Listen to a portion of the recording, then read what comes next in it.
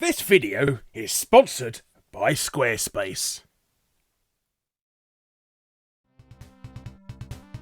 In this current year where honesty is found offensive by some, and even a humble gesture of apologising can get you into hot water, self-censorship is often the easiest option to avoid this issue, even if it does come to the detriment of your creative vision. However, one person's restrictions is another person's mass censorship, and the stemming can lead to all manner of over-the-top neurotic cuts. So this episode, we take a look at these silly software suppressions, these crushing console controls, and these bloatware boundarizations. As I say, but hello you, I'm Guru Larry, and I welcome you to Fact Hunt. Top 5 overly sensitive forms of self-censorship.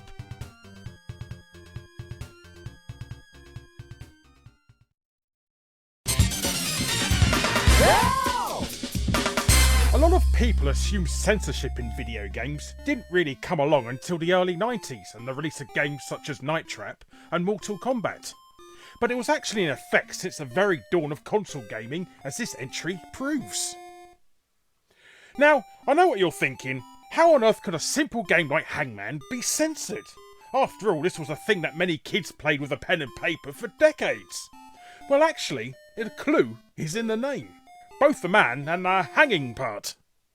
You see, when Atari produced the first version of VCS Hangman for testing and group evaluating, they became concerned that it promoted suicide with its depiction of a hanged man, even though said man looked like he was made out of Lego bricks. Worried about this potential parental outrage, Atari asked the programmer to change the man into a monkey, because killing animals is fine, right?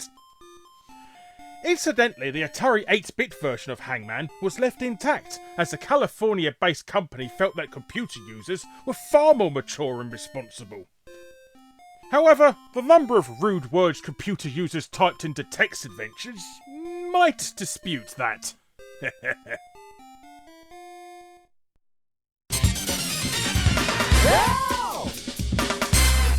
Back in 1985, British publisher Elite Systems were preparing to release their latest big-name coin-up conversion in the form of Capcom's seminal one-man army simulator, Commando. They would be responsible for distributing the game across the whole of Europe with versions for the Commodore 64, Amstrad CPC, ZX Spectrum and BBC Micro in their lineup. All was going well until it came to releasing the game in Germany, when Elite hit a rather large snag. You see, pretty much all mention of the Nazis in the Second World War had been banned in Germany, and so the release of Elite's Commando was almost instantly blocked. In fact, the illegal display of Nazi imagery at the time was actually punishable by up to 3 years in prison. Germany was a hugely important market to UK software houses. At the time, it was the second largest market in Europe, so Elite had to find a way around this. So what was the answer? Why, change it to a space shooter, of course. And so Space Invasion was born. The exact same game with the Nazi soldiers lazily hacked into space robots and a new plot about some kind of alien invasion with you being mankind's last hope, yada yada yada and so on, blah blah blah. Many other games were also cancelled in Germany for the same reason, including id Software's Wolfenstein 3D, perhaps the most famous Nazi-themed game ever released. This ban on Hitler-themed imagery continues to this very day, and it wasn't until 2014 and the release of the New Order that German gamers finally got to play a Wolfenstein game. Even then the German authorities insisted that all Nazi imagery be removed from their game.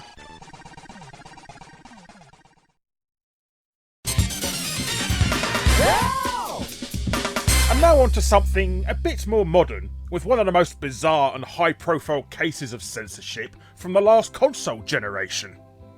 Back in October 2008, Sony were getting all hyped up for the release of Little Big Planet, a highly innovative platform game that was set to be the hot PS3 exclusive that Christmas.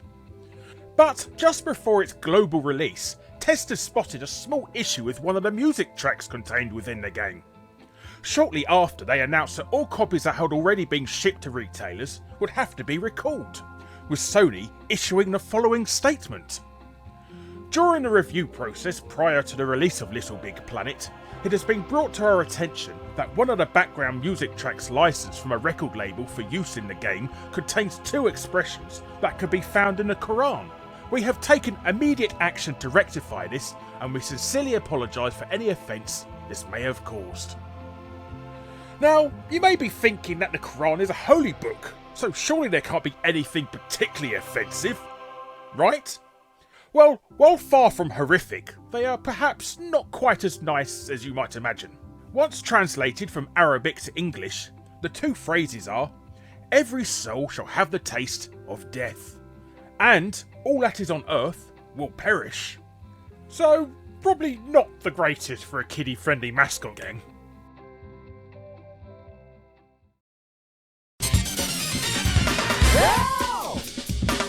They censored a bloody driving game, Larry, I hear you cry. Well, yes, they most certainly did. And we all knew it was just a matter of time before censorship specialists Nintendo reared their ugly heads on this list.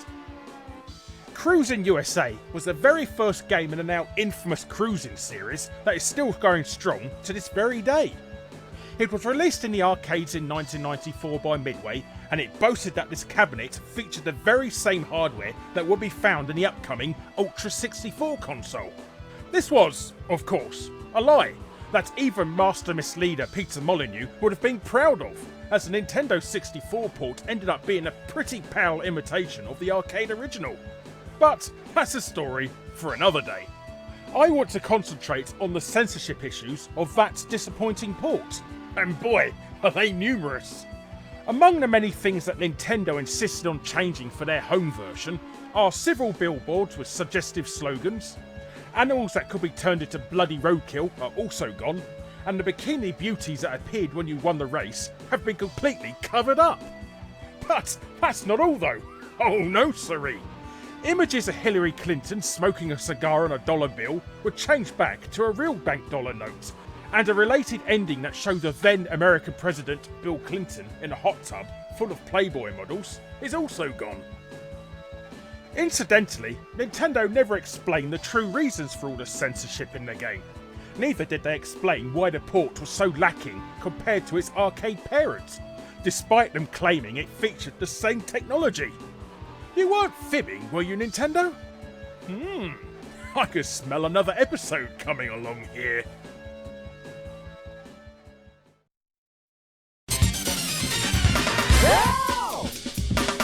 You know I always like to save the best until last in these videos, and boy do we have a doozy.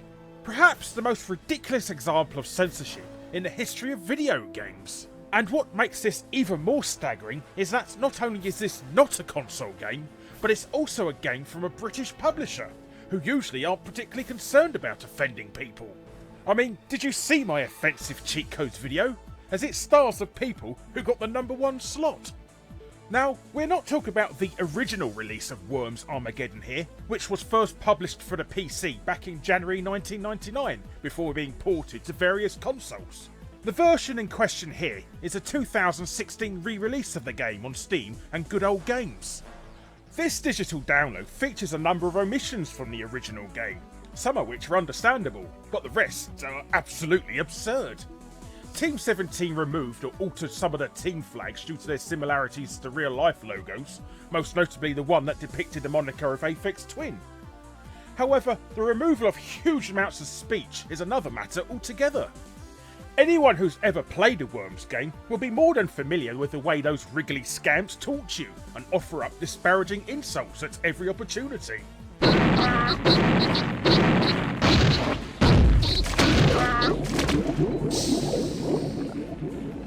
Party's over. They've undoubtedly become one of the key elements of the Worms series. So it's a shame that Team 17 decided that modern gamers may find many of these insults offensive and put them off playing the game. Interestingly, as soon as people realised what Team 17 had done, they set about creating patches for the game by ripping the missing assets from the original CD version.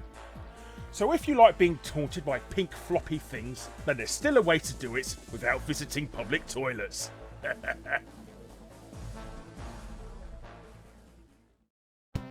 Hello you Thanks ever so much for watching. Be sure to subscribe to be first to see future Fact Hunt episodes. Click on the bell if you already are to make sure you're notified, and be sure to check out my other episodes. And if you want to be super awesome, check out my Patreon. But thanks again for watching, and I'll be seeing you next time. Ta-ra for now.